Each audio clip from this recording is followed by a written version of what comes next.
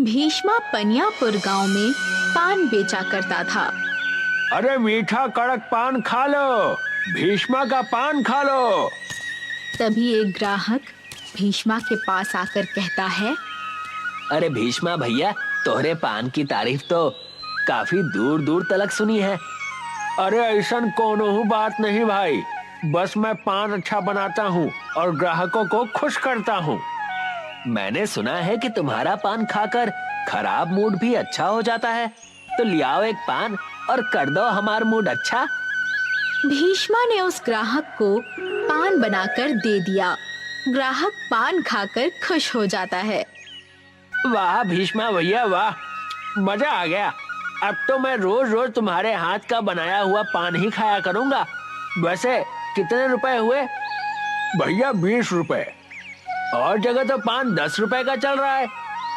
अरे भैया, ये पान हम किसी मामूली व्यक्ति के खेत से नहीं लाते, चंदन भैया का नाम तो सुना है ना? अरे अरे, उन्हें कौन नहीं जानता। ये लो 20 रुपए। ग्राहक 20 रुपए देकर वहां से चला गया। शाम को भीष्मा अपनी दुकान बंद करके घर चला आया और अपनी पत्नी बिंदिया के हाथ में रुपए रखते हुए बोला, आज पूरे 20 की बिक्री हुई है बिंदिया। कभी कभी सोचती हूँ कि अगर चंदन भैया का हाथ हमारे सर पर नहीं होता तो हमारा क्या होता। तुम सही कहती हो बिंदिया, चंदन भैया बहुत ही अच्छे इंसान हैं। अगर वो हमारी सहायता नहीं करते तो हम कहीं के नहीं रहते।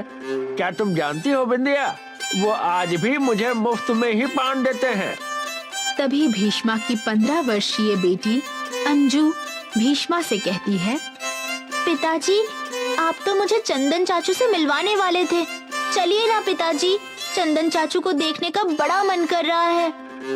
भीष्मा अपनी पत्नी से कहता है, देख रही हो बिंदिया, सीधे सीधे ये नहीं बोल रही कि इसका चंदन चाचू की हवेली देखने का मन कर रहा है। ये सुनकर अंजू और बिंदिया हंसने लगी।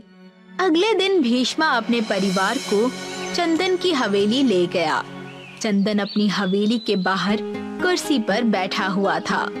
भीष्मा के परिवार को देखकर वो खुश हो गया। अच्छा किया भीष्मा, जो तुम अपने परिवार को यहाँ ले आए। इसी बहाने हमारी अंजू बिटिया का मन भी बहल जाएगा। आपसे एक जरूरी बात भी करनी थी मालिक। कितनी बार कहा है कि मुझे मालिक मत बोला कर, सबका मालिक एक ही है, ऊपर वाला। लेकिन मैं तो आपको ही मालिक बोलूंगा। बताओ क्या बात करनी है? जब तक मैं गरीब था आपने पान के पैसे मुझसे नहीं लिए, मगर अब मैं पैसे देने में सक्षम हूँ। अब मुझे रोज रोज आपके खेत से मुफ्त पान ले जाने में शर्म आती है। अरे कैसी शर्म भीष्मा, तू तो मेरे छोटे भाई की तरह है, और छोटे भाइयों से क्या पैसे लिए जाते हैं? भीष्मा कुछ देर अपने परिवार के साथ वहां बैठकर अपने घर चला आया। भीष्मा के जाते ही चंदन का छोटा भाई मंजीत वहां जाकर गुस्से से चंदन से कहता है, एक तो वैसे भी तुम मेरा पान का खेत हड़प कर बैठे हो, और ऊपर से मेरे पान उस भिखारी को मुफ्त में बांट रहे हो। जरा तमीज से बात करो मंजीत, मत भूलो कि मैं तुम्हारा बड़ा भाई हूँ। अरे काहे के बड़े भाई, अगर बड़े भाई हो तो मेरा पान का खेत मुझे वापस कर दो। तुम्हारा दिमाग खराब हो गया है मंजीत। वसीयत के मुताबिक पिताजी ने खेत और हवेली मेरे नाम की है, और वैसे भी मैं तुम्हें पान का खेत दे भी देता, लेकिन मैं जानता हूँ कि तुम उसे बेचकर सारे पैसे जुए में उड़ा दोगे। मंजीत पैर पटकता हुआ वहां से चला गया और अपनी पत्नी से बोला, कुछ ना कुछ तो करना पड़ेगा। अजी, आपसे कब से बोल रही हूँ कि आप गांव के दबंग चौधरी साहब से मदद मांगिए। सुना है कि वो आपके बड़े भाई चंदन को पसंद नहीं करते। शायद तुम सही कहती हो, मैं आज ही चौधरी से बात करता हूँ।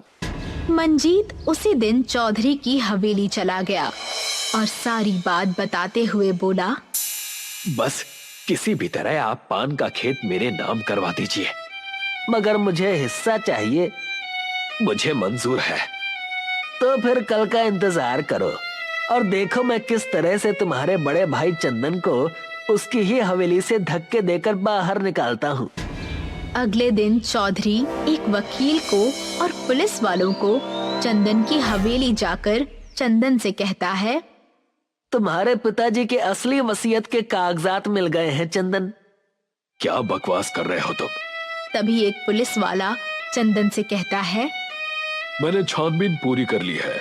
वसीयत के मुताबिक हवेली और पान के खेत का मालिक तुम्हारा छोटा भाई है। मैं जानता हूं कि यह सब तुम्हारी साजिश है मंजीत, और मैं ये भी जानता हूं कि मैं कुछ नहीं कर सकता। जब सब कुछ जानते ही हो तो यहां से निकल जाओ। जाने से पहले मैं पान के खेत से कुछ लेना चाहता हूं। जो लेना है जल्दी लेकर यहां से दफा हो जाओ। चंदन अपने पान के खेत में चला गया। तभी उसकी नजर लाल रंग के पान पर पड़ी। चंदन ने मुस्कुराते हुए उस पान के पत्ते को उठा लिया और सीधे भीष्मा के घर पहुंच गया और भीष्मा को सारी घटना बताई। कौनो बात नहीं, मेरा घर है ना, और सब कुछ तो आपका ही दिया हुआ है मालिक। आप मेरे पास रहिए। नहीं, मैं यहाँ से जा रहा हूँ भीष्मा। इतना कहकर चंदन ने वो लाल पान का पत्ता भीष्मा को पकड़ा दिया। अब तुम पनियापुर गांव में मेरे पान के खेत के पान नहीं बेच पाओगे, लेकिन तुम चिंता मत करो। तुम्हें जितने भी पान की आवश्यकता पड़े तुम इस लाल पान से बोल देना। इतना कहकर चंदन बड़ी तेजी के साथ वहां से चला गया। तभी उसकी पत्नी बिंदिया वहां पर आकर कहती है, क्या हुआ, मालिक अंदर क्यों नहीं आए? भीष्मा अपनी पत्नी को सारी घटना बताता है। उनके छोटे भाई ने उनके साथ बहुत बुरा किया, लेकिन जो बुरा करता है उसके साथ बुरा ही होता है। अगर मालिक ने कहा है कि आपको पान की आवश्यकता हो तो आप इस लाल पान से बोल देना, तो बोल कर देखिए। भीष्मा पान के पत्ते की ओर देखकर कहता है, मुझे अब लाल पान की आवश्यकता है ताकि मैं लाल पान पनियापुर गांव में बेचकर मालिक की हवेली और पान का खेत खरीद सकूं। अगले ही पल भीष्मा अपने परिवार के साथ स्वयं को लाल पान के गांव में पाता है, जहां पर खेत, मकान और हर वस्तु लाल पान की ही बनी हुई थी। ये हम कहाँ आ गए? इस गांव में तो हर वस्तु लाल पान की बनी हुई है, और तो और यहाँ की सड़क भी लाल पान की ही बनी हुई है। इसका मतलब मालिक पहले से जानते थे कि इस लाल पान का रहस्य क्या है। मालिक आपको कितना चाहते हैं, अगर वो चाहते तो खुद यहाँ पर आ सकते थे। तभी एक व्यक्ति वहाँ पर आकर खड़ा हो गया और भीष्मा से बोला, हमारे जादुई लाल पान के गांव में तुम सबका स्वागत है। तुम जितने भी पान चाहो यहाँ से ले जा सकते हो। बस अपने हाथ में पकड़े हुए पत्ते से कह देना कि तुम अपनी दुनिया में वापस जाना चाहते हो। भीष्मा ने लाल पान के खेतों से बहुत सारे लाल पान ले लिए और लाल पान के उस पत्ते की ओर देखकर बोला, अब मैं अपने परिवार सहित अपने गांव पनियापुर जाना चाहता हूँ। अगले ही पल भीष्मा अपने परिवार के साथ वापस अपने गांव में आ जाता है। कुछ ही महीनों में भीष्मा के लाए हुए लाल पान आसपास के इलाकों में प्रसिद्ध हो गए और मानो उसके ऊपर धन की वर्षा होने लगी। काफी समय बाद बिंदिया अपने पति भीष्मा से बोली, हमारे पास अब इतना धन एकत्रित हो गया है कि अगर हम चाहें तो अपने मालिक की पान का खेत और मालिक की हवेली छुड़वा सकते हैं।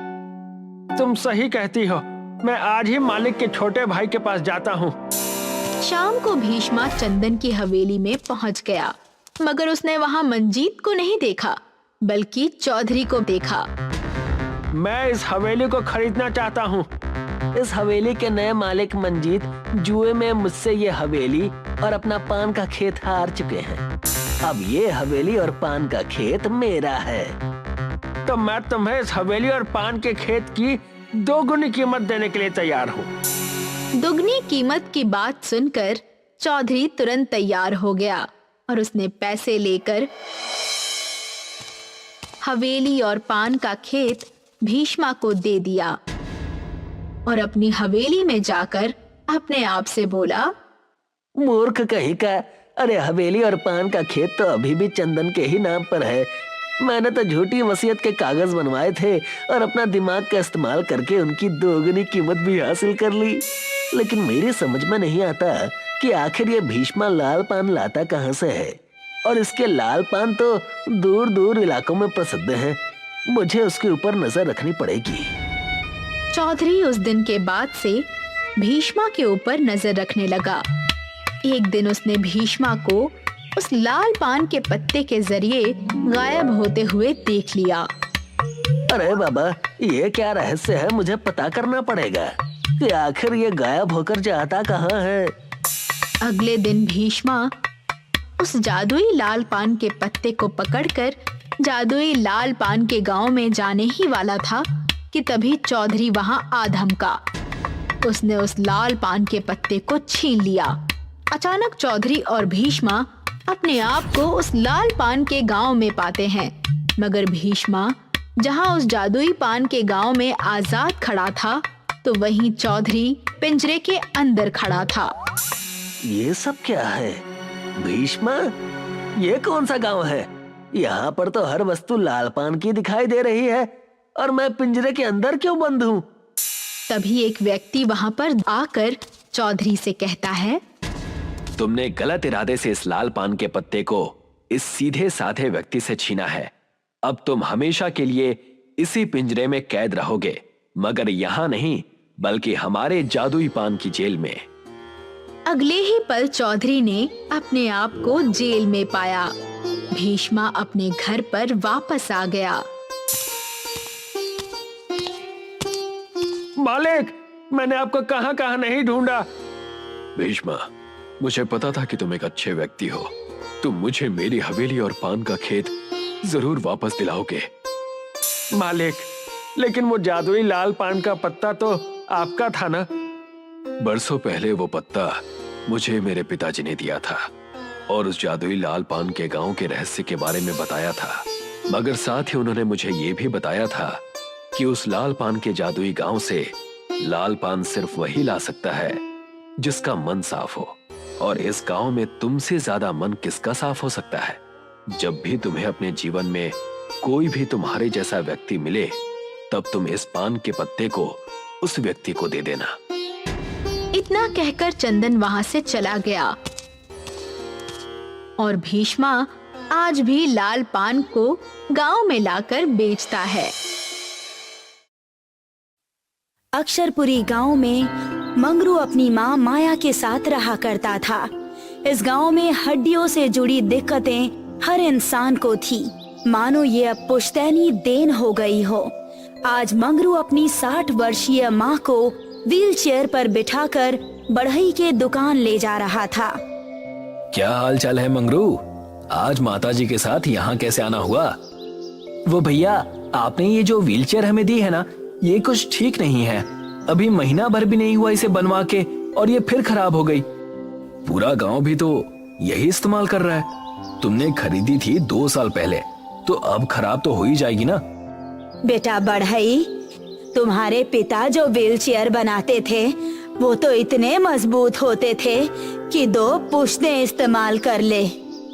वो क्या है ना, वो पिताजी बनाते थे चाची। देखो भैया, ना लेना है तो बता दो, वरना जब पैसे होंगे तब आ जाना। चलो मंगरू, और परेशान करना ठीक नहीं। दोनों वहाँ से सरपंच के घर की ओर निकल पड़ते हैं। आओ मंगरू, प्रणाम माताजी। बताइए, मैं आपकी क्या सेवा कर सकता हूँ? अभी बढ़ई के दुकान से लौटे हैं, कोई मदद नहीं मिली। अगर हो सके तो कोई पुराना व्हील चेयर हो तो मुझे दे दो। आप चिंता ना करें, इस साल जो व्हील चेयर बांटेंगे ना, उसमें से मैं आपको भी एक दे दूंगा। सरपंच जी, एक बात पूछूं? पूछो पूछो, क्या बात है? जब तक हम इस बीमारी को जड़ से ठीक नहीं करते, तब तक हम आगे नहीं बढ़ सकते हैं। मंगरू, तुम्हारी बात तो सही है, लेकिन हम लोग इसके लिए कुछ कर नहीं सकते। तुम सब जवान खून हो, कोशिश करना कि तुम्हारी आयु में इसका कोई ना कोई उपाय कर लो। ठीक है सरपंच जी, अच्छा अब मैं चलता हूँ। मंगरू अपने घर की तरफ लौट जाता है बढ़ई जो कि सिर्फ अपने फायदे के लिए खराब व्हील चेयर बना रहा था, उससे मंगरू बहुत ही निराश था। रात हो चुकी थी और माया के सोते ही मंगरू नदी किनारे टहलने चला जाता है। मंगरू नदी किनारे बैठकर पत्थर मार रहा था और खुद से बातें कर रहा था। पता नहीं क्या दिक्कत है इस गांव में। आयु 50 पहुंची नहीं कि लोगों की हड्डियां जवाब दे देती हैं, और वो बढ़ई लोगों की जरूरत है तो चीजों को जानबूझ के ऐसे बनाता है कि जल्दी खराब हो जाए और लोग उससे बार बार खरीदें। तभी नदी से एक महिला के चिल्लाने की आवाज आने लगी। बचाओ! बचाओ! बचाओ! अरे कौन है? क्या हुआ? चिल्लाते हुए वो आवाज बाहर आ जाती है और पता चलता है कि कोई घायल मगरमच्छ है जिसके पैरों में मछुआरों का कांटा घुसा है। अरे मोरी मैया, ये क्या है? मेरी मदद करो, मुझे बचा लो। मंगरू को बहुत डर लगता है, फिर भी वो हिम्मत जुटाकर उस मगरमच्छ की पीड़ा दूर करने के लिए चला जाता है। मंगरू मगरमच्छ के पैरों से वो कांटा निकाल देता है और एक कपड़े से उस घाव को बांध देता है। लो, अब राहत होने में थोड़ा समय लगेगा।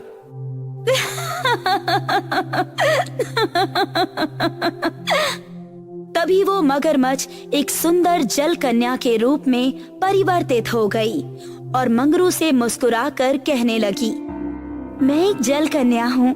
मुझ पर एक बहुत ही बड़ा श्राप था। मैंने अपने रूप के अहंकार में एक ऋषि को क्रूर बातें कही थी और उनका अपमान किया था। तब से उन्होंने मुझे श्राप दिया था कि मेरा भयानक मगरमच्छ जैसा चेहरा हो जाएगा और कोई बहुत ही साहसी और नेक इंसान होगा जो कि इस रूप को देखकर भी मेरी मदद करेगा। तब मैं श्राप मुक्त हो पाऊंगी। साहस, धीरज, शील सब है तुम में। इन सब गुणों से खुश होकर मैं तुम्हें एक इच्छा मांगने का अवसर देती हूँ। मैं अपने लिए कुछ नहीं चाहता देवी, पर आप यदि चाहें तो इस गांव में जो रोग लगा है हड्डियों का, वो हर ले तो अच्छा रहेगा। स्वार्थ रहित भी हो, ठीक है, तथास्तु। तुम्हारे घर के पास एक कुआं आ जाएगा। उस कुएं में केवल दूध से बनी चीजें तुम अपनी इच्छा से निकाल सकते हो। पर उससे गांव की मदद कैसे होगी देवी? दूध पहले से ही हड्डियों के लिए फायदेमंद है, मगर ये दिव्य दूध, चाहे इसे पियो या इसके इर्द गिर्द भी रहो, तो वो सारी दिक्कतें जड़ से खत्म कर देगा। ध्यान रहे मंगरू, ये तुम्हारे गुण देखकर मैंने तुम्हें दिया है। इसका इस्तेमाल केवल तुम्हारी इच्छा से ही हो सकता है। अब मैं विदा लेती हूँ। कल्याण हो। मंगरू बड़ी ही खुशी से अपने घर पहुँचा और पाया कि वहाँ पर एक कुआं है और उसमें सफेद दूध है। जय हो देवी की। अगले दिन मंगरू पंचायत बुलाता है और सभी मंगरू के घर के बाहर खड़े रहते हैं। वहाँ गांव के लोगों के साथ सरपंच, बढ़ई और सोमनाथ मिस्त्री भी मौजूद था। आप सभी का स्वागत है। मैंने आपको एक विशेष कारण से बुलाया है। सुनने में तो बहुत ही विशेष लगता है, पर आखिर बात क्या है? जिस हिसाब से बता रहे थे उतनी ही विशेष बात हो तो अच्छा होगा। अपना कीमती समय यहाँ जो दे रहा हूँ। हाँ भाई, बिल्कुल विशेष है। ये जो कुआं देख रहे हो ना, एक जलकन्या ने गांव की परिस्थिति को समझकर ये दूध का कुआं दिया है। यह मेरी इच्छा से जो भी दूध के पदार्थ मैं इस कुएं से निकालूं, उसके इर्द गिर्द रहकर पूरे गांव की हड्डियां ठीक हो जाएंगी और ये पुश्तैनी बीमारी गायब हो जाएगी। मजाक है क्या? यही विशेष बात थी जिसके लिए बुलाया था हमें। मैं जानता हूँ कि यह वरदान और श्राप की बातें मानना मुश्किल है। आप लोग खुद उस कुएं के दूध से दूध को चख कर देख लीजिए। मंगरू की बात सुनकर सभी गांव वालों ने कुएं में झांक कर देखा और पाया कि सही में उस कुएं में दूध है। सब चकित रह गए। फिर मंगरू ने बाल्टी से दूध निकालकर सबको दूध पिलाया। मेरी उम्र भी अब उस रेखा को पार करने वाली थी जहां मेरी हड्डियां जवाब दे दें, पर इस दूध को पीते ही थोड़ा असर जरूर महसूस हुआ। हाँ प्रधान जी, आप बिल्कुल सही कह रहे हैं। अगर हम मंगरू की बात मान लें तो हमें इस पुश्तैनी बीमारी से छुटकारा मिल जाएगा। हाँ सोमनाथ, और मैंने इसीलिए तुम्हें बुलाया है। मैं चाहता हूँ कि हम सब मिलकर हर घर को इस दूध से बने हुए पनीर से बनाएं। मेरी इच्छा से ये पनीर के रूप में बाहर आएगा और ठोस हो जाएगा। ठीक है मंगरू। सभी बड़े खुश थे और अगले ही दिन सब मिलकर घर में पनीर बनाने लगे। मानो गांव में खुशी की एक नई लहर आई हो, मानो गांव के लोगों में एकता का जन्म हुआ हो। हर कोई देखना चाहता था कि पुश्तों से चली आ रही इस बीमारी का अंत कैसा होगा और वो कितना सुगम होगा। मिस्त्री और सरपंच मंगरू के घर बैठे थे। माया भले ही डंडे की मदद से चल रही थी, पर अब वो चल पा रही थी। मात्र 2 महीनों में इतना सुधार हुआ है कि पूछो मत। हाँ सरपंच जी, अगर सब ठीक रहा तो मात्र 2 साल में ये दिक्कत जड़ से खत्म हो जाएगी और आने वाली पीढ़ी को कभी दिक्कत ही नहीं होगी। पर एक बात ध्यान में रखिएगा कि वो बढ़ई, उसने मेरी नाक में दम कर रखा है। कहता है कि मैं गांव की मदद ना करूं। बचपन की दोस्ती की कस्में देना और उससे काम ना बना तो नाता खत्म करने की धमकियां देने लगा। ये तो चिंता की बात है। आखिर वो ऐसा क्यों कर रहा है सरपंच जी? तुम भोले हो बेटा मंगरू, इसीलिए समझ नहीं पा रहे। अगर सबकी दिक्कतें खत्म हो जाएंगी तो उसका धंधा तो चौपट हो जाएगा ना। मंगरू कुछ सोचने लगा, पर उसने कुछ जवाब नहीं दिया। कुछ कहते क्यों नहीं मंगरू? अगर कोई बात है तो हमें बताकर मन हल्का कर लो। नहीं, शायद हमें कुछ करने की जरूरत ही नहीं। पर वो क्यों? अगर असल में बढ़ई कुछ करने की कोशिश करेगा तब आप खुद ही समझ जाएंगे। मैं बढ़ई पर अब भी भरोसा रखना चाहता हूँ, और यदि कोई दिक्कत आई तो उसका असर गांव पर नहीं होगा। ठीक है, जैसा तुम कहो मंगरू। सब अपने घर चले गए और मंगरू गांव में दूध बांटने निकल गया। देखते ही देखते शाम हो गई। बढ़ई कुएं के पास एक बाल्टी में कुछ लेकर खुद से बातें कर रहा था। आया बड़ा मेरा धंधा चौपट करने वाला। लोगों का नेता बनने का बहुत शौक है ना। ये सारा केमिकल डालकर इस पूरे दूध को खराब कर दूंगा, फिर देखते हैं। बढ़ई पूरी बाल्टी कुएं में खाली करने लगा। तभी अचानक उस कुएं के ऊपर वही सुंदर जल कन्या प्रकट हो गई। इस दुनिया में कर्मों का बड़ा खेल है। चाहो या ना चाहो, जान कर करो या अनजाने में, पर कर्म करे बिना जीवन नहीं चलता। कौन हो तुम और कहना क्या चाहती हो? कहना मैं ये चाहती हूँ कि अगर कर्म करने ही हैं तो अच्छे करो, वरना खराब कर्मों का प्रतिफल बहुत ही कड़वा होता है। अच्छा, बड़ी बड़ी बातें मत करो। कौन देगा मुझे सजा? हाँ? तुम्हारी भ्रष्ट सोच और कर्मों का बस एक ही उपाय है। मैं तुम्हें ये श्राप देती हूँ कि तुम्हारी हड्डियाँ लचीली हो जाएंगी और तुम खुद का भार भी नहीं उठा पाओगे। तब तुम्हें समझ आएगा कि जिन लोगों को ये दिक्कत है वो कैसे झेलते हैं। और ये श्राप तभी टूटेगा जब कोई इंसान जो कि बिल्कुल भी भ्रष्ट ना हो और नेक हो, वो तुम्हारी मदद करेगा। वो तुम्हारी करतूतों को जानकर भी तुम्हें माफ कर दे। तभी बढ़ई अचानक से किसी लचीली वस्तु की तरह जमीन पर गिर गया और जल कन्या वहाँ से गायब हो गई। बचाओ मुझे, बचाओ, कोई बचाओ, बचाओ मुझे। मंगरू तभी सोमनाथ के साथ वहाँ पहुँचा और देखा कि बढ़ई किसी लचीली वस्तु की तरह जमीन पर गिरा हुआ है। अरे भाई बढ़ई, ये क्या हुआ तुम्हें? भैया बचा लो, मुझे माफ कर दो, इस श्राप से मुक्त कराओ। पर तुमने ऐसा किया क्या है? वो बढ़ई रोते रोते सारी बातें बताता है। सोमनाथ बड़े गुस्से में कहता है, लेकिन तुम्हारा काम माफ करने योग्य बिल्कुल नहीं है। माफ कर दो, माफ कर दो भाई, माफ कर दो। तुम्हें ये समझना होगा कि भ्रष्ट होने के कारण तुम्हें ये श्राप मिला है। लोगों की पीड़ा का फायदा तो तुमने उठाया ही, पर जब वो पीड़ा से दूर होने लगे तो तुमने फिर उन्हें उसी पीड़ा में झोंकने की कोशिश की। मैं जानता हूँ, मैं समझता हूँ, जब खुद पर बीत रही है तब समझ आ रहा है मेरे बाबा लोगों की इतनी मदद क्यों करते थे। ठीक है, मैं बिना किसी शर्त के तुम्हें माफ करता हूँ और उम्मीद करता हूँ कि तुम्हारे अंदर का इंसान जाग जाए। तभी बढ़ई ठीक हो गया और हाथ जोड़कर मंगरू को प्रणाम करने लगा। इस घटना के कुछ ही सालों बाद गांव की ये पुश्तैनी बीमारी बिल्कुल ठीक हो गई।